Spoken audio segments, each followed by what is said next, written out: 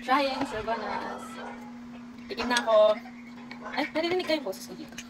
Tikim na ako, pero I'll try it.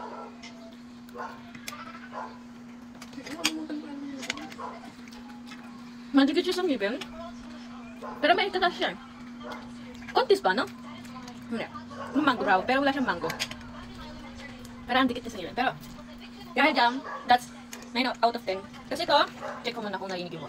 Next na ating imumukbang.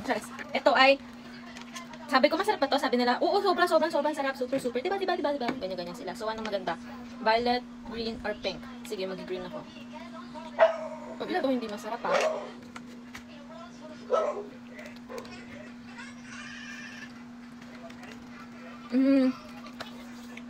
It's like ice cream. Buko pandan to. So, may flavor siya. Depende sa color. So, ito, anong tawag dito? Ang tawag dito is... Hindi ko alam. Basta ito siya, Sylvanas. So, ang flavor nito, ano kayong pink? Strawberry siguro yung pink. Tapos, ube yung... Yeah, ube. So, hindi ko malin. Alam niyo yung ice cream? Hindi.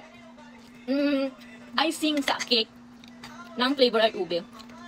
Ay buko pandan. Tapos ayun yung nasa loob, yun yung parang ice cream. Tapos, parang siyang pinrito na, kaya nagbuo yung dito.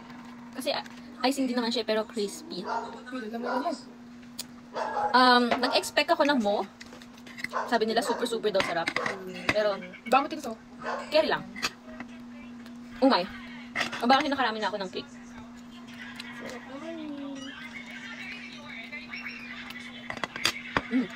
Parang akong kumakain ng icing. That's my comment. Icing. Icing na nakahawakan. At feeling ko sumasakit nilalaman ako. Hanggang! Bye!